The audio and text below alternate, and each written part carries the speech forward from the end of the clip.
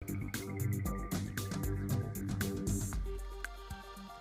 श्री अकाल जी। पंजाब हरियाणा हिमाचल देख रहे सारे दर्शकों का स्वागत है। मैं ਤੁਹਾਡੇ ਨਾਲ कृष्ण सिंह। बुलेटिन 23 ਜ਼ਿਲ੍ਹੇ 23 खबर च सब तो बड़ी खबर आ रही है। देश के प्रधानमंत्री नरेंद्र मोदी ने वड्डा ऐलान कर दिता है कि 21 जून तो वैक्सीनेशन की जिम्मेवारी सूबਿਆਂ ਦੀ नहीं होगी। केंद्र सरकार पूरी जिम्मेवारी अपने मोढिਆਂ ਤੇ चुक रही है। 21 जून का समा दिता गया है। सो पीएम ने वड्डा ऐलान किया है। तकरीबन घंटियाबंदी संबोधन तो बाद इस चीज़ का जिक्र किया है कि 21 जून तो वैक्सीनेशन की पूरी जिम्मेवारी केंद्र की सरकार की होगी। 2 हफ्तिਆਂ ਵਿੱਚ सूबਿਆਂ ਦੇ 25% जिम्मेवारी केंद्र की होगी। 18 साल तो ਵੱਧ उम्र वालिਆਂ ਨੂੰ ਜਿਹੜੀਆਂ खुराकां लग रही ने वो जिम्मेवारी हुण केंद्र की सरकार अपने मोढिਆਂ ਤੇ ਲੈ रही है। देश के प्रधानमंत्री नरेंद्र मोदी का बड़ा बयान है। हालांकि ਵੱਖ-ਵੱਖ सूबਿਆਂ ਨੂੰ ਪਹਿਲਾਂ केंद्र तो वैक्सीन खरीदनी पैंदी सी। तमाम विदेशी कंपनियां स्पुतनिक भी होवे, कोविशील्ड होवे या होर डोजिज होना वो केंद्र की सरकार नाल समझौता विदेशी कंपनियों का किया होया सी। पर इंडिविजुअल तौर पर अपने तौर पर सरकारां ने चाहया कि असी भी समझौता करिए, पर विदेशी कंपनियां का यह तर्क सी कि असी सिर्फ भारत की सरकार नाल समझौता कर सकते हैं, असी किसी निजी पार्टी या सरकार नाल समझौता नहीं कर सकते सिवाय केंद्र की हुकूमत तो। हुण तुहानूं दस्सिए एक वड्डी जिहड़ी खबर आ रही है कि 21 जून तो वैक्सीनेशन पंजाब हरियाणा सने तमाम सूबे पहला केंद्र तो वैक्सीन खरीदे सी। ਵੱਖ-ਵੱਖ सूबਿਆਂ ਨੂੰ ਉਹ ਦਿੱਤੀ ਜਾਂਦੀ ਸੀ। ਉਸ ਤੋਂ ਬਾਅਦ ਉਹ ਆਪਣੇ ਹਿਸਾਬ ਨਾਲ ਅਲੋਕੇਸ਼ਨ ਕਰਦੇ ਸੀ, ਖੁਰਾਕਾਂ ਵੰਡਣ ਦਾ ਕੰਮ ਕਰਦੇ ਸੀ ਕਿ ਕਿਹੜੇ ਵਰਗ ਨੂੰ ਤੇ ਕਿਹੜੇ ਸੈਕਸ਼ਨ ਨੂੰ ਇਹ ਵੈਕਸੀਨ ਦੀ ਡੋਜ਼ ਦੇਣੀ ਹੈ। ਤੇ ਹੁਣ 21 ਜੂਨ यानी कि 7 जून है अज, तकरीबन 14 दिन बाद वैक्सीनेशन की पूरी जिम्मेवारी केंद्र की सरकार अपने मोढिਆਂ ਤੇ ले रही है। आज ये निर्णय लिया गया है कि राज्यों के पास वैक्सीनेशन से जुड़ा जो 25% काम था उसकी जिम्मेदारी भी भारत सरकार उठाएगी। ये व्यवस्था आने वाले 2 सप्ताह में लागू की जाएगी।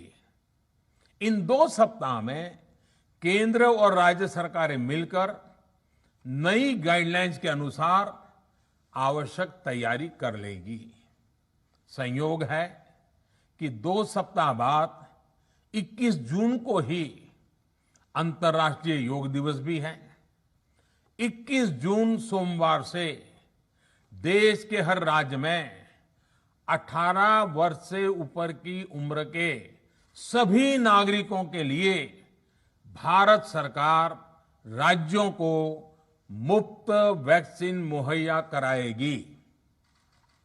वैक्सीन निर्माताओं से कुल वैक्सीन उत्पादन का 75% हिस्सा भारत सरकार खुद ही खरीदकर राज्य सरकारों को मुफ्त देगी। यानी देश की किसी भी राज्य सरकार को वैक्सीन पर कुछ भी खर्च नहीं करना होगा। अब तक देश के करोड़ों लोगों को मुफ्त वैक्सीन मिली है। अब 18 वर्ष की आयु के लोग भी इसमें जुड़ जाएंगे। सभी देशवासियों के लिए भारत सरकार ही मुफ्त वैक्सीन उपलब्ध करवाएगी। गरीब हो, निम्न मध्यम वर्ग हो, मध्यम वर्ग हो या फिर उच्च वर्ग, भारत सरकार के अभियान में मुफ्त वैक्सीन ही लगाई जाएगी। हां, जो व्यक्ति मुफ्त में वैक्सीन नहीं लगवाना चाहते, प्राइवेट अस्पताल में वैक्सीन लगवाना चाहते हैं, उनका भी ध्यान रखा गया है। देश में बन रही वैक्सीन में से 25% प्राइवेट सेक्टर के अस्पताल सीधे ले पाए, ये व्यवस्था जारी रहेगी। प्राइवेट अस्पताल वैक्सीन की निर्धारित कीमत के उपरांत एक डोज पर अधिकतम 150 रुपये ही सर्विस चार्ज ले सकेंगे। इसकी निगरानी करने का काम राज्य सरकारों के पास ही रहेगा। ਤੇ ਦੇਸ਼ ਦੇ ਪ੍ਰਧਾਨ ਮੰਤਰੀ ਨੇ ਵੱਡਾ ਐਲਾਨ ਕਰ ਦਿੱਤਾ ਹੈ। ਪੰਜਾਬ ਦੇ ਮੁੱਖ ਮੰਤਰੀ ਕੈਪਟਨ ਅਮਰਿੰਦਰ ਸਿੰਘ ਦੇ ਵੱਡੇ ਸਟੇਟਮੈਂਟ ਵੀ ਸਾਹਮਣੇ ਆ ਚੁੱਕੀ ਹੈ। ਪ੍ਰਧਾਨ ਮੰਤਰੀ ਮੋਦੀ ਵੱਲੋਂ ਲਏ ਫੈਸਲੇ ਦਾ ਸਵਾਗਤ ਦੇ ਮੁੱਦੇ ਤੇ ਜਿਹੜਾ ਵੈਕਸੀਨੇਸ਼ਨ ਦਾ ਫੈਸਲਾ ਭਾਰਤ ਦੀ ਸਰਕਾਰ ਨੇ ਲਿਆ, ਉਸ ਤੇ ਪੰਜਾਬ ਦੇ ਮੁੱਖ ਮੰਤਰੀ ਕੈਪਟਨ ਅਮਰਿੰਦਰ ਸਿੰਘ ਨੇ ਸਵਾਗਤ ਕੀਤਾ। ਕਿਹਾ ਕਿ ਇਸ ਮੁੱਦੇ ਤੇ ਮੈਂ 2 ਵਾਰ ਪ੍ਰਧਾਨ ਮੰਤਰੀ ਮੋਦੀ ਨੂੰ ਚਿੱਠੀਆਂ ਲਿਖ ਚੁੱਕਿਆ। ਫੈਸਲੇ ਨਾਲ ਸੂਬਿਆਂ ਨੂੰ ਕਾਫੀ ਰਾਹਤ ਮਿਲੇਗੀ। ਨੀਤਿਕਾ ਮਹੇਸ਼ਵਰੀ ਇਸੇ ਖਬਰ ਤੇ ਸਾਨੂੰ ਜਾਣਕਾਰੀ ਦੇਣਗੇ। ਨੀਤਿਕਾ, ਕੀ ਲੱਗਦਾ ਹੈ, ਇੱਕ ਪਾਸੇ ਵੈਕਸੀਨੇਸ਼ਨ ਨੂੰ ਲੈ ਕੇ तमाम ਸੂਬਿਆਂ ਦੀ ਚਿੰਤਾ ਸੀ ਕਿ ਕਿਵੇਂ ਅਸੀਂ ਬਜਟ ਦਾ ਪ੍ਰਬੰਧ ਕਰਾਂਗੇ, ਕਿਵੇਂ ਅਸੀਂ ਭਾਰਤ ਦੀ ਸਰਕਾਰ ਤੋਂ ਵੈਕਸੀਨੇਸ਼ਨ ਲਵਾਂਗੇ, ਪਰ ਹੁਣ ਸਰਕਾਰ ਰਾਹਤ ਦੇਣ ਜਾ ਰਹੀ ਹੈ। ਆਪਣੇ ਮੋਢਿਆਂ ਤੇ ਜਿਹੜੀ ਜ਼ਿੰਮੇਵਾਰੀ ਉਹ 21 ਤਰੀਕ ਤੋਂ ਚੁੱਕਣ ਜਾ ਰਹੀ ਹੈ। ਸੋ ਕਿਸ ਤਰ੍ਹਾਂ ਦੇ ਲਾਭ ਮਿਲਣਗੇ ਸੂਬਿਆਂ ਨੂੰ? बिल्कुल बहुत वड्डा ऐलान जो है प्रधानमंत्री मोदी ने किया है तो साफ तौर पर कहा है कि 21 तरीक तो वैक्सीन जी है असी मुहैया करावांगे, फ्री ऑफ कॉस्ट जी है मुहैया करवाई जाएगी। तो खास तौर पर पहला भी जो देखा जाए 60+ ਤੇ ਨਾਲ ਹੀ 45+ ਲਈ ਜਿਹੜੀ ਹੈ ਉਹ ਕੇਂਦਰ ਸਰਕਾਰ ਹੀ ਮੁਹੱਈਆ ਕਰਵਾ ਰਹੀ ਸੀ ਤੇ ਫ੍ਰੀ ਆਫ ਕੋਸਟ ਹੀ ਜਿਹੜੀ ਹੈ ਇਹ ਵੈਕਸੀਨ ਦਿੱਤੀ ਜਾ ਰਹੀ ਸੀ।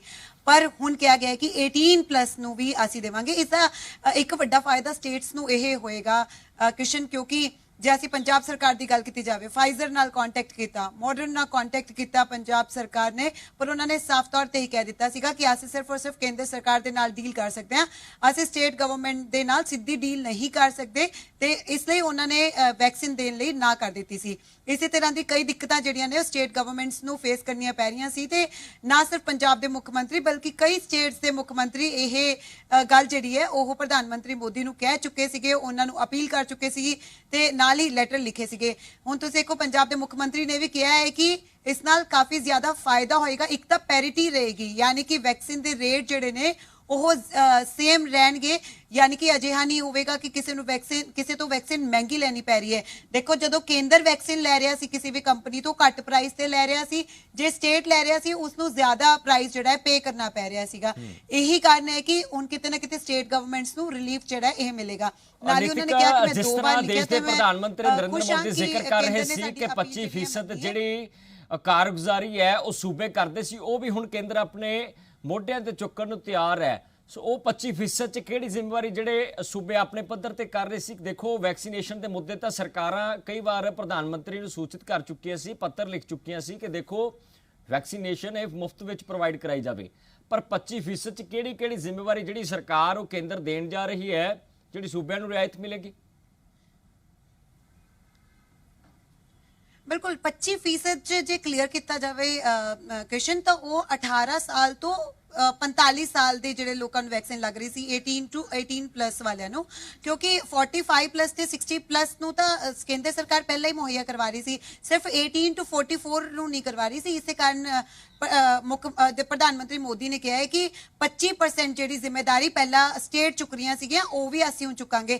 ਇੱਕ ਦੂਜਾ ਵੱਡਾ ਫੈਸਲਾ ਹੈ ਕਿਸ਼ਨ, ਜਿਹੜਾ ਸ਼ਾਇਦ ਕਿਸੇ ਨੇ ਨੋਟਿਸ ਕੀਤਾ ਜਾਂ ਨਹੀਂ ਕੀਤਾ, ਜਿਹੜੇ ਪ੍ਰਾਈਵੇਟ ਹਸਪੀਟਲ ਤੁਸੀਂ ਦੇਖੋਗੇ ਕਿ ਉਹ ਜਿਹੜੇ ਜਦੋਂ ਵੀ ਵੈਕਸੀਨ ਲੈ ਰਹੇ ਸੀਗੇ ਉਹਨਾਂ ਨੂੰ ਇੱਕ ਡੋਜ਼ ਜਿਹੜੀ ਹੈ ਉਹ 1000 ਰੁਪਏ ਤੋਂ ਜ਼ਿਆਦਾ ਮਿਲ ਰਹੀ ਸੀ, ਯਾਨੀ ਕਿ 1060 ਰੁਪਏ ਦੇ ਕਰੀਬ ਉਹਨਾਂ ਨੂੰ ਡੋਜ਼ ਮਿਲ ਰਹੀ ਸੀ ਤੇ ਉਹ ਅੱਗੇ ਲਗਾ ਰਹੇ ਸੀ 1560 ਰੁਪਏ ਦੇ ਵਿੱਚ। ਉਸ ਨੂੰ ਲੈ ਕੇ ਵੀ ਪ੍ਰਧਾਨ ਮੰਤਰੀ ਮੋਦੀ ਨੇ ਸਾਫ਼ ਤੌਰ ਤੇ ਕਹਿ ਦਿੱਤਾ ਕਿ ਤੁਸੀਂ ਜੇ सर्विस चार्जेस ले सकते हो तो सिर्फ 150 रुपए ले सकते हो, क्योंकि जे देखा जाए प्राइवेट हॉस्पिटल्स 500 रुपए ज्यादा ले रहे थे। उसनू लेके भी एक बड़ा ऐलान जिहड़ा किया गया ताकि जिहड़े लोग प्राइवेट हॉस्पिटल च भी जाना चाहते हैं तो उन्होंने भी ज्यादा पे जिहड़ा है ना करना पए। पर एक वड्डा रिलीफ जिहड़ा है स्टेट्स ਲਈ ਹੈਗਾ ਹੈ। ਹਾਲਾਂਕਿ ਜਿਹੜੇ 2 ਮਹੀਨੇ ਸੀਗੇ ਜਦੋਂ ਵੈਕਸੀਨ ਸ਼ੁਰੂ ਕੀਤੀ ਗਈ ਸੀ 18+ ਲਈ, ਉਦੋਂ ਸਾਰੀਆਂ ਸਟੇਟਸ ਨੂੰ ਦਿੱਕਤਾਂ ਦਾ ਸਾਹਮਣਾ ਕਰਨਾ ਪਿਆ ਸੀ, ਕਿਉਂਕਿ ਉਹਨਾਂ ਦਾ ਕਹਿਣਾ ਸੀਗਾ ਕਿ ਸਾਨੂੰ ਕੇਂਦਰ ਤੋਂ ਵੈਕਸੀਨ ਜਿਹੜੀ ਹੈ ਉਹ ਮਿਲ ਨਹੀਂ ਰਹੀ ਤੇ ਅਸੀਂ ਜਦੋਂ ਕਿਸੇ ਕੰਪਨੀ ਨਾਲ ਡਾਇਰੈਕਟ ਕੰਟੈਕਟ ਕਰਦੇ ਹਾਂ ਉਹ ਕਹਿੰਦੇ ਨੇ ਕਿ ਹਾਲੇ ਸਾਨੂੰ ਟਾਈਮ ਲੱਗ ਜਾਏਗਾ ਜਾਂ ਫਿਰ ਐਲੋਕੇਸ਼ਨ 'ਚ ਬਹੁਤ ਸਾਰੀ ਦੇਰੀ ਲੱਗ ਰਹੀ ਸੀ। ਪੰਜਾਬ ਦਾ ਹੀ ਦੇਖ ਲਓ 30 ਲੱਖ ਡੋਜ਼ ਜਿਹੜੀਆਂ ਇਹਨਾਂ ਨੇ ਕੰਪਨੀ ਨੂੰ ਕਹੀਆਂ ਸੀਗੀਆਂ, ਪਰ ਉਹ ਮਿਲਣ 'ਚ ਹੀ ਇੰਨਾ ਟਾਈਮ ਲੱਗ ਰਿਹਾ ਹੈ। ਤਾਂ ਕਿਤੇ ਨਾ ਕਿਤੇ ਇੱਕ ਵੱਡਾ ਰਿਲੀਫ ਜਿਹੜਾ ਉਹ ਮਿਲਿਆ ਤਾਂ ਕਿ ਵੈਕਸੀਨ ਡਰਾਈਵ ਜਿਹੜੀ ਹੈ ਉਹ ਚੰਗੀ ਤਰ੍ਹਾਂ ਚੱਲ ਸਕੇ। ਇਸ ਦੇ ਨਾਲ ਇੱਕ ਵੱਡੀ ਗੱਲ ਕਹੀ ਹੈ ਪ੍ਰਧਾਨ ਮੰਤਰੀ ਮੋਦੀ ਨੇ ਕਿ ਬੱਚਿਆਂ ਲਈ ਵੀ ਜਿਹੜੀ ਵੈਕਸੀਨ ਲੱਗਣੀ ਹੈ ਉਸ ਦਾ ਟ੍ਰਾਇਲ ਵੀ ਜਾਰੀ ਹੈ, ਕਿਉਂਕਿ ਇਹ ਜਾਣਕਾਰੀ ਸਾਹਮਣੇ ਆ ਰਹੀ ਹੈ ਕਿ ਜੇ ਤੀਜੀ ਵੇਵ ਆਉਂਦੀ ਹੈ ਤਾਂ ਉਹਦੇ ਵਿੱਚ ਸਭ ਤੋਂ ਜ਼ਿਆਦਾ ਅਸਰ ਜਿਹੜਾ ਹੈ ਉਹ ਬੱਚਿਆਂ ਤੇ ਪੈ ਸਕਦਾ ਹੈ। ਇਸ ਲਈ ਜ਼ਰੂਰੀ ਹੈ ਕਿ ਬੱਚਿਆਂ ਨੂੰ ਵੀ ਵੈਕਸੀਨ ਲੱਗੇ। यही कारण है कि प्रधानमंत्री मोदी ने यह भी किया है कि बच्चों को लगन वाली वैक्सीन का ट्रायल भी जिहड़ा है जारी है। तो कह सकते हैं एक वड्डा रिलीफ स्टेट्स लिए है, क्योंकि लगातार स्टेट्स वैक्सीन की कमी नाल जूझ रही सीगियां। हुण प्रधानमंत्री मोदी ने साफ तौर पर कह दिता है कि 21 जून तो बाद यह जिम्मेदारी भी ਅਸੀਂ ਚੁੱਕਾਂਗੇ। ਜਿਹੜੀ 18 ਤੋਂ 18 ਪਲੱਸ यानी कि 18 ਤੋਂ 44 ਸਾਲ ਦੇ ਲੋਕਾਂ ਨੂੰ ਜਿਹੜੀ ਵੈਕਸੀਨ ਸਟੇਟਸ ਖੁਦ ਲਗਵਾ ਰਹੀ ਸੀ ਵੈਕਸੀਨ ਲੈ ਕੇ ਕੰਪਨੀਆਂ ਤੋਂ, ਹੁਣ ਕੇਂਦਰ ਸਰਕਾਰ ਹੀ ਸਟੇਟਸ ਨੂੰ ਇਹ ਵੈਕਸੀਨ ਜਿਹੜੀ ਹੈ ਮੁਹੱਈਆ ਕਰਵਾਏਗੀ। ਜਿਸ ਹਿਸਾਬ ਨਾਲ ਨਿਤਿਕਾ ਜ਼ਿਕਰ ਕੀਤਾ ਹੈ ਕਿ ਜਿਹੜੇ ਵੈਕਸੀਨੇਸ਼ਨ ਦੀ ਜ਼ਿੰਮੇਵਾਰੀ ਕੇਂਦਰ ਦੀ ਸਰਕਾਰ ਆਪਣੇ ਮੋਢਿਆਂ ਤੇ ਲੈ ਚੁੱਕੀ ਹੈ, ਪਰ ਪੰਜਾਬ ਦੇ ਵਿੱਚ ਕਿਸ ਤਰ੍ਹਾਂ ਦੇ ਸਿਆਸੀ ਪ੍ਰਤੀਕਰਮ ਸਾਹਮਣੇ ਆ ਰਹੇ। ਦੇਖੋ, ਪੰਜਾਬ ਦੇ ਮੁੱਖ ਮੰਤਰੀ ਕੈਪਟਨ ਅਮਰਿੰਦਰ ਸਿੰਘ ਦਾ ਬਿਆਨ ਆਇਆ ਹੈ। कैप्टन कह रहे हैं कि मैं बहुत बार चिट्ठी लिखी सी, 2 बार चिट्ठी लिखने का जिक्र कर रहे हैं कि असी पहला भी कई बार कहा सी, पर हुण असी इस फैसले का स्वागत करते हैं। सो हुण सियासी जिहड़े हलके ने उन्हां च किस तरह की हलचल मनी जा रही है इस फैसले तो बाद? देखो, बिल्कुल ज्यादातर स्टेट्स ਜਿਹੜੀਆਂ ਨੇ ਮੁੱਖ ਮੰਤਰੀ ਨੇ ਜ਼ਿਆਦਾਤਰ ਸਟੇਟਸ ਦੇ ਉਹ ਸਭ ਧੰਨਵਾਦੀ ਕਰ ਰਹੇ ਨੇ ਪ੍ਰਧਾਨ ਮੰਤਰੀ ਮੋਦੀ ਦਾ, ਕਿਉਂਕਿ ਬਹੁਤ ਜ਼ਿਆਦਾ ਮੁਸ਼ਕਲਾਂ ਦਾ ਸਾਹਮਣਾ ਜਿਹੜਾ ਹੈ ਉਹ ਸਟੇਟਸ ਨੂੰ ਕਰਨਾ ਪੈ ਰਿਹਾ ਸੀ। ਦੇਖੋ, ਇਹ ਵੀ ਦੱਸ ਦਈਏ ਕਿ ਜਿਹੜੀ ਸਟੇਟ ਗਵਰਨਮੈਂਟ ਸੀ ਉਹ ਜਦੋਂ ਕੰਪਨੀ ਤੋਂ ਸਿੱਧਾ ਕੰਟੈਕਟ ਕਰ ਰਹੀ ਸੀ ਤਾਂ ਉਹਨਾਂ ਨੂੰ 400 ਰੁਪਏ ਤੋਂ 600 ਰੁਪਏ ਦੇ ਵਿੱਚ ਵੈਕਸੀਨ ਮਿਲ ਰਹੀ ਸੀ। ਪੰਜਾਬ ਦੀ ਗੱਲ ਕੀਤੀ ਜਾਵੇ ਤਾਂ ਉਹਨਾਂ ਨੂੰ 400 ਰੁਪਏ ਪਰ ਡੋਜ਼ ਜਿਹੜਾ ਮਿਲ ਰਿਹਾ ਸੀਗਾ, ਹਾਲਾਂਕਿ ਉਹੀ ਡੋਜ਼ ਉਹ ਲੋਕਾਂ ਨੂੰ ਫ੍ਰੀ ਲਗਾ ਰਹੇ ਸੀਗੇ। ਤਾਂ ਇਸ ਨਾਲ ਉਹਨਾਂ ਦਾ ਕਹਿਣਾ ਸੀਗਾ ਕਿ ਪਹਿਲਾਂ ਹੀ ਫਾਈਨੈਂਸ਼ੀਅਲ ਕ੍ਰਾਈਸਿਸ ਨਾਲ ਪੰਜਾਬ ਦੀ ਜੇ ਗੱਲ ਕੀਤੀ ਜਾਵੇ, ਉਹ ਕਹਿ ਰਹੇ ਸੀ ਕਿ ਪਹਿਲਾਂ ਹੀ ਸਾਡੀ ਸਰਕਾਰ ਜਿਹੜੀ ਆ ਉਹ ਵਿੱਤ ਸੰਕਟ ਤੋਂ ਗੁਜ਼ਰ ਰਹੀ ਹੈ, ਯਾਨੀ ਕਿ ਪਹਿਲਾਂ ਹੀ ਇੱਥੇ ਮੰਦੀ ਹੈ, ਪਹਿਲਾਂ ਹੀ ਫਾਈਨੈਂਸ਼ੀਅਲ ਕ੍ਰਾਈਸਿਸ ਨੇ ਤੇ ਉਹਦੇ ਵਿੱਚੋਂ खुद ने वैक्सीन खरीदना उन्होंने कहना सीगा कि बहुत सारी मुश्किलों का सामना करना पै रहा है। तो केंद्र ਨੂੰ ਕਿਤੇ ਨਾ ਕਿਤੇ ਇਹੀ ਡੋਜ਼ ਜਿਹੜੀ ਹੈ ਉਹ 150 ਰੁਪਏ ਦੇ ਵਿੱਚ ਕਰੀਬ ਮਿਲ ਰਹੀ ਸੀਗੀ। ਇਹ ਵੀ ਕਾਰਨ ਹੈ ਕਿ ਪੰਜਾਬ ਦੇ ਮੁੱਖ ਮੰਤਰੀ ਕਹਿ ਰਹੇ ਨੇ ਕਿ ਹੁਣ ਪੈਰਿਟੀ ਰਹੇਗੀ, ਯਾਨੀ ਕਿ ਪ੍ਰਾਈਸ ਜਿਹੜਾ ਉਹ ਘਟ ਰਹੇਗਾ। ਜਿਹੜੇ ਸਟੇਟ ਗਵਰਨਮੈਂਟਸ ਨੇ ਉਹਨਾਂ ਤੇ ਵੀ ਘਟ ਕਹਿ ਸਕਦੇ ਹਾਂ ਕਿ ਇਹ ਫਾਈਨੈਂਸ਼ੀਅਲ ਜਿਹੜਾ ਦਬਾਅ ਪੈ ਰਿਹਾ ਸੀਗਾ ਉਹ ਉਹਨਾਂ ਤੇ ਘਟ ਪਏਗਾ, ਯਾਨੀ ਕਿ ਹੁਣ ਉਹਨਾਂ ਲਈ ਵੀ ਇਹ ਕਾਫੀ ਜ਼ਿਆਦਾ ਹੈਲਪਫੁਲ ਰਹੇਗਾ। ਪੰਜਾਬ ਦੀ ਵੀ ਗੱਲ ਕੀਤੀ ਜਾਵੇ, ਹਾਲਾਂਕਿ ਬਹੁਤ ਸਾਰੇ ਲੋਕਾਂ ਨੇ ਹੁਣ ਤੱਕ ਵੈਕਸੀਨ ਲੱਗ ਚੁੱਕੀ ਹੈ। ਜੇ ਓਵਰਆਲ ਦੀ ਗੱਲ ਕੀਤੀ ਜਾਵੇ, ਕਰੀਬ 51-52 ਲੱਖ ਜਾਣਿਆਂ ਨੂੰ ਜਿਹੜੀ ਹੈ ਉਹ ਵੈਕਸੀਨ ਲਗਾਈ ਜਾ ਚੁੱਕੀ ਹੈ। ਪਰ 18 ਪਲੱਸ ਨੂੰ ਜਦੋਂ ਕਵਰ ਕਰਨਾ ਸੀ ਤਾਂ ਸਟੇਟ ਗਵਰਨਮੈਂਟ ਨੂੰ ਕਾਫੀ ਦਿੱਕਤਾਂ ਦਾ ਸਾਹਮਣਾ ਕਰਨਾ ਪਿਆ, ਕਿਉਂਕਿ ਜਿਸ ਤਰ੍ਹਾਂ ਅਸੀਂ ਪਹਿਲਾਂ ਦੱਸ ਰਹੇ ਸੀਗੇ ਕਿ ਜਿਹੜੀ ਵੀ ਕੰਪਨੀ ਨਾਲ ਜਿਹੜਾ ਕੋਆਰਡੀਨੇਟ ਕਰਦੀ ਸੀ ਸਰਕਾਰ, ਉਹ ਲਗਾਤਾਰ ਕਹਿ ਦਿੰਦੇ ਸੀਗੇ ਉਹਨਾਂ ਵੱਲੋਂ ਨਾ ਹੀ ਆ ਰਹੀ ਸੀਗੀ, ਚਾਹੇ ਉਹ फाइजर की गल होवे या मॉडर्न की गल होवे। इस तो बाद जॉनसन एंड जॉनसन नाल भी कॉन्टेक्ट किया पंजाब सरकार ने, पर वो कहते सी कि असीं सिर्फ और सिर्फ केंद्र नाल डील कर सकते हैं, जिसके कारण बड़ी स्लो कह सकते हैं कि पंजाब नूं वैक्सीन मिली। तो असीं देखिया भी किस तरह लाइनां जिहड़ियां ने वो लगियां होईयां सीगियां हॉस्पिटल्स दे विच, ते वैक्सीन लगाउण लई लोग ज़्यादा सीगे। पर पंजाब सरकार ने एक स्ट्रैटेजी तैयार की कि किवें असीं कवर करना है ताकि इक्को दम हॉस्पिटल्स च लोग ना पहुंचण। पर हुण कह सकते हैं जदों केंद्र मुहैया करवाएगी स्टेट्स ਨੂੰ ਵੈਕਸੀਨ ਤਾਂ ਹੋ ਸਕਦਾ ਹੈ ਕਿ ਥੋੜਾ ਹੋਰ ਬੈਟਰ ਤਰੀਕੇ ਨਾਲ ਮੈਨੇਜ ਜਿਹੜੀਆਂ ਉਹ ਸਟੇਟ ਗਵਰਨਮੈਂਟਸ ਕਰ ਪਾਣਗੀਆਂ। ਠੀਕ ਹੈ ਨਿਤਿਕਾ, ਤੁਸੀਂ ਸਾਡੇ ਨਾਲ ਲਾਈਨ ਤੇ ਰਹੋ। ਇੱਕ ਹੋਰ ਵੱਡੀ ਖਬਰ ਦਾ ਜ਼ਿਕਰ ਕਰ ਰਹੇ ਹਾਂ। ਦੇਸ਼ ਦੇ ਪ੍ਰਧਾਨ ਮੰਤਰੀ ਨੇ ਗਰੀਬ ਵਰਗ ਲਈ ਇੱਕ ਹੋਰ ਵੱਡਾ ਐਲਾਨ ਕੀਤਾ ਹੈ ਕਿ ਪ੍ਰਧਾਨ ਮੰਤਰੀ ਗਰੀਬ ਕਲਿਆਣ ਯੋਜਨਾ ਨੂੰ ਦੀਵਾਲੀ ਤੱਕ ਵਧਾ ਦਿੱਤਾ ਜਾਵੇ। ਨਵੰਬਰ ਤੱਕ ਕਰੀਬ 80 ਕਰੋੜ ਲੋਕਾਂ ਨੂੰ ਮੁਫਤ ਰਾਸ਼ਨ ਮਿਲੇਗਾ। ਤੁਹਾਨੂੰ ਦੱਸ ਦਈਏ PM ਕਲਿਆਣ ਯੋਜਨਾ ਇਹ ਉਹ ਯੋਜਨਾ ਹੈ ਜਿਸ ਦੇ ਤਹਿਤ ਗਰੀਬ ਪਰਿਵਾਰਾਂ ਨੂੰ 5 ਕਿਲੋ ਰਾਸ਼ਨ ਮੁਫਤ ਮੁਹੱਈਆ ਕਰਵਾਇਆ ਜਾਂਦਾ ਹੈ। ਰਾਸ਼ਨ ਕਾਰਡ ਸਰਕਾਰ ਬਣਾ ਕੇ ਦਿੰਦੀ ਹੈ, ਉਸ ਰਾਸ਼ਨ ਕਾਰਡ ਦੇ ਅਧੀਨ ਇਹ ਰਾਸ਼ਨ ਤੁਹਾਨੂੰ ਮੁਹੱਈਆ ਕਰਵਾਇਆ ਜਾਂਦਾ। ਸੋ ਇਸੇ ਦੇ ਮੱਦੇਨਜ਼ਰ ਸਰਕਾਰ ਨੇ ਇਸ ਫੈਸਲੇ ਨੂੰ ਦੀਵਾਲੀ ਤੱਕ ਐਕਸਟੈਂਡ ਕਰਨ ਦਾ ਮਨ ਬਣਾ ਲਿਆ ਹੈ। आज सरकार ने फैसला लिया है कि प्रधानमंत्री गरीब कल्याण अन्न योजना को अब दीपावली तक आगे बढ़ाया जाएगा।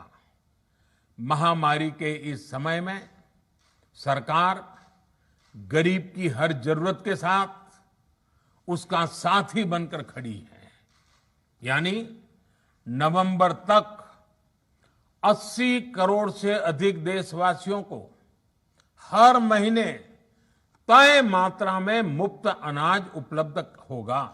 कर देने ਲਈ ਵੱਡੀ ਖਬਰ ਆ ਰਹੀ ਹੈ ਕਿ ਅੰਮ੍ਰਿਤਸਰ ਤੋਂ ਬਾਅਦ ਹੁਣ ਮੋਗਾ ਵਿੱਚ ਕੈਪਟਨ ਅਮਰਿੰਦਰ ਸਿੰਘ ਦੇ ਚਰਚੇ ਫਲੈਕਸਾਂ ਤੇ ਹੋ ਰਹੇ ਨੇ। ਫਲੈਕਸ ਲਗਾਈ ਗਈ ਹੈ ਕਿ ਕੈਪਟਨ ਇੱਕ ਹੀ ਹੁੰਦਾ ਹੈ। ਇਸ ਤੋਂ ਪਹਿਲਾਂ ਕੈਪਟਨ ਅਮਰਿੰਦਰ ਸਿੰਘ ਬਾਰੇ ਜਿਹੜੇ ਪੋਸਟਰ ਉਹ ਅੰਮ੍ਰਿਤਸਰ ਵਿੱਚ ਲੱਗੇ ਸੀ, ਪਟਿਆਲਾ ਵਿੱਚ ਲੱਗੇ ਸੀ ਤੇ ਹੁਣ ਮੋਗਾ ਵਿੱਚ ਪੋਸਟਰ ਲੱਗ ਚੁੱਕੇ ਨੇ। ਤੁਹਾਨੂੰ ਦੱਸ ਦਈਏ ਕਾਂਗਰਸ ਵਿੱਚ ਅੰਦਰੂਨੀ ਪੱਧਰ ਤੇ ਕਲੇਸ਼ ਜਾਰੀ ਹੈ। ਮਾਰਕੀਟ ਕਮੇਟੀ ਦੇ ਚੇਅਰਮੈਨ ਐਡਵੋਕੇਟ ਪਰਮਪਾਲ ਵੱਲੋਂ ਕੈਪਟਨ ਦੇ ਹੱਕ ਵਿੱਚ ਪੋਸਟਰ ਲਗਾਏ ਗਏ। ਲਿਖਿਆ ਗਿਆ ਕਿ ਕੈਪਟਨ ਇੱਕ ਹੀ ਹੁੰਦਾ ਹੈ, ਕੈਪਟਨ 2022 ਵੀ ਲਿਖਿਆ ਗਿਆ ਹੈ। ਯਾਨੀ ਕਿ ਨਵਜੋਤ ਸਿੰਘ ਸਿੱਧੂ ਵਿਚਾਲੇ ਜਿਹੜੀ ਤਲਖੀ ਕੈਪਟਨ ਦੇ ਦਰਮਿਆਨ ਚੱਲ ਰਹੀ ਹੈ, ਉਸ ਦਾ ਅਸਰ ਹੁਣ ਵੱਡੀਆਂ ਤਸਵੀਰਾਂ ਵਾਲੇ ਪੋਸਟਰਾਂ ਤੇ ਦਿਖ ਰਿਹਾ ਹੈ ਕਿ ਨਵਜੋਤ ਸਿੱਧੂ ਨੂੰ ਨਸੀਹਤ ਵੀ ਦਿੱਤੀ ਜਾ ਰਹੀ ਹੈ। ਪੰਜਾਬ ਦਾ ਕੈਪਟਨ ਕੌਣ ਹੈ? ਜੀ ਹਾਂ, ਬਿਲਕੁਲ ਲਗਾਤਾਰ ਜਿਹੜਾ ਪੋਸਟਰ ਵਾਰ ਜਾਰੀ ਹੈ। ਜੇ ਗੱਲ ਕਰ ਲਈਏ ਮਨਪ੍ਰੀਤ ਸਿੰਘ ਬਾਦਲ ਹੋਰਾਂ ਦੀ, ਕੱਲ ਮੋਗਾ ਪਹੁੰਚੇ ਸੀਗੇ ਤਾਂ ਉਹਨਾਂ ਨੇ ਵੀ ਕਿਹਾ ਸੀਗਾ ਕਿ ਕੈਪਟਨ ਜਿਹੜਾ ਹੈ ਪੰਜਾਬ ਦਾ ਇੱਕੋ ਹੀ ਹੈ। ਉਹ ਫਿਲਹਾਲ ਜਿਹੜੇ ਨੇ ਕੈਪਟਨ ਅਮਰਿੰਦਰ ਸਿੰਘ ਨੇ। ਦੇਖ ਸਕਦੇ ਹੋ ਮੇਨ ਬਾਜ਼ਾਰਾਂ ਵਿੱਚ ਪੋਸਟਰਸ ਲੱਗਣੇ ਜਿਹੜੇ ਆ ਮੋਗਾ 'ਚ ਵੀ ਸ਼ੁਰੂ ਹੋ ਚੁੱਕੇ ਨੇ। ਐਡਵੋਕੇਟ ਪਰਮਪਾਲ ਸਿੰਘ ਤਖਤੂਪੁਰਾ ਚੇਅਰਮੈਨ ਨੇ ਮਾਰਕੀਟ ਕਮੇਟੀ ਦੇ ਨਿਹਾਲ ਸਿੰਘ ਵਾਲਾ ਦੇ, ਉਹਨਾਂ ਵੱਲੋਂ ਇੱਕ ਪੋਸਟਰ ਜਿਹੜਾ ਲਗਾਇਆ ਗਿਆ ਪੰਜਾਬ ਦਾ ਇੱਕ ਹੀ captain, captain Amarinder Singh #captain for 2022। ਯਾਨੀ ਕਿ ਹਜੇ ਤੱਕ ਜਿਹੜਾ ਕਸ਼ਮਕਸ਼ ਲੋਕਾਂ 'ਚ ਬਣਿਆ ਹੋਇਆ ਸੀਗਾ ਕਿ ਕੌਣ ਹੈ, ਤੇ ਉਹ ਹੁਣ ਲੋਕ ਜਿਹੜੇ ਨੇ ਜਾਂ ਜਿਹੜੇ ਨੇਤਾ ਨੇ ਉਹ ਸਾਹਮਣੇ ਆ ਰਹੇ ਨੇ। ਪਰਮਪਾਲ ਸਿੰਘ ਐਡਵੋਕੇਟ ਸਾਡੇ ਨਾਲ ਨੇ, ਚੇਅਰਮੈਨ ਮਾਰਕੀਟ ਕਮੇਟੀ। ਗੱਲ ਕਰਦੇ ਆ, ਕੀ ਕਹਿਣਾ ਸਰ, ਕੈਪਟਨ ਸਾਹਿਬ ਕੌਣ ਨੇ, ਇਹ ਦੱਸਣ ਦੀ ਕਿਉਂ ਜ਼ਰੂਰਤ ਪੈ ਰਹੀ ਹੈ ਹੁਣ? ਦੇਖੋ ਬਾਈ ਜੀ, ਇਹ ਤਾਂ ਸਭ ਨੂੰ ਪਤਾ ਹੈਗਾ ਕੈਪਟਨ ਅਮਰਿੰਦਰ ਸਿੰਘ ਦਾ ਬਹੁਤ ਵੱਡਾ ਕੱਦ ਹੈ। ਅਸਲ 'ਚ ਪੰਜਾਬ ਦੇ ਕੈਪਟਨ ਉਹੀ ਨੇ। ਅੱਜ ਤੋਂ ਨਹੀਂ, ਤੁਸੀਂ ਦੇਖੋ ਫਰੋਮ 80s ਉਦੋਂ ਫਸਟ ਟਾਈਮ ਉਹਨਾਂ ਨੇ ਰਿਜ਼ਾਈਨ ਕੀਤਾ ਪੰਜਾਬ ਦੇ ਹਿੱਤਾਂ ਦੀ ਖਾਤਰ। ਫਿਰ ਦੇਖੋ ਜਿਹੜੇ ਆਪਣੇ ਪਾਣੀਆਂ ਦੇ ਮਸਲੇ ਸੀਗੇ, ਉਹਨਾਂ ਦੇ ਪਿੱਛੇ ਕਿੱਡਾ ਵੱਡਾ ਸਟੈਂਡ ਲਿਆ। ਉਸ ਤੋਂ ਬਾਅਦ 'ਚ ਜਦੋਂ ਆਪਣਾ ਬਰਗਾੜੀ ਕਾਂਡ ਹੋਇਆ, ਉੱਥੇ ਉਦੋਂ ਐਜ਼ ਅ MP ਰਿਜ਼ਾਈਨ ਕੀਤਾ ਅੰਮ੍ਰਿਤਸਰ ਤੋਂ। ਮਤਲਬ 3-4 ਵਾਰੀ ਉਹਨਾਂ ਨੇ ਆਪਦੀ ਕੁਰਸੀ ਦੀ ਪਰਵਾਹ ਨਾ ਕੀਤੇ ਹੋਏ ਲੋਕਾਂ ਦੇ ਹਿੱਤਾਂ ਵਿੱਚ ਕੰਮ ਕੀਤਾ ਹੈ, ਸਪੈਸ਼ਲੀ ਕਿਸਾਨਾਂ ਦੇ। ਹੁਣ ਤੁਸੀਂ ਕਰਜ਼ਾ ਮਾਫੀ ਲਾ ਲਓ, 5 ਲੱਖ ਕਰੋੜ ਦੇ ਅਸੀਂ ਡਿਸਬਰਸ ਕਰ ਚੁੱਕੇ ਹਾਂ। ਉਹ ਸਭ ਬਹੁਤ ਵੱਡਾ, ਮਤਲਬ ਪਹਿਲੀ ਸਟੇਟ ਪੰਜਾਬ ਹੈ ਜਿਨ੍ਹਾਂ ਨੇ ਕਿਸਾਨਾਂ ਦੇ ਕਰਜ਼ੇ ਮਾਫ ਕੀਤੇ ਆ। ਕਾਂਗਰਸ ਖੇਮੇ ਤਾਂ ਫਿਰ ਇਸ ਹਿਸਾਬ ਨਾਲ ਕਹਿ ਸਕਦੇ ਕਿ ਡਰ ਦਾ ਮਾਹੌਲ ਹੈ, ਜਾਂ ਕਹਿ ਸਕਦੇ ਆਉਣ ਵਾਲੇ ਦਿਨਾਂ 'ਚ ਫੇਰ ਬਦਲ ਹੋ ਸਕਦਾ ਹੈ, ਤਾਂ ਕਰਕੇ ਜਿਹੜਾ ਲੋੜ ਪੈ ਰਹੀ ਹੈ ਇਹ ਪੋਸਟਰਸ ਲਾਉਣ ਦੀ। ਭਾਜੀ ਕੋਈ ਡਰ ਦਾ ਮਾਹੌਲ ਨਹੀਂ ਹੈਗਾ। ਇਹ ਤਾਂ ਹੁਣ ਆਪਣਾ ਜਿਹੜੀ 2022 ਦਾ ਮਿਸ਼ਨ ਹੈ ਕੈਪਟਨ ਫॉर 2022, ਉਸ ਦੇ ਵਾਸਤੇ ਸਾਡੀ ਮੁਹਿੰਮ ਚਾਲੂ ਕੀਤੀ ਹੈ।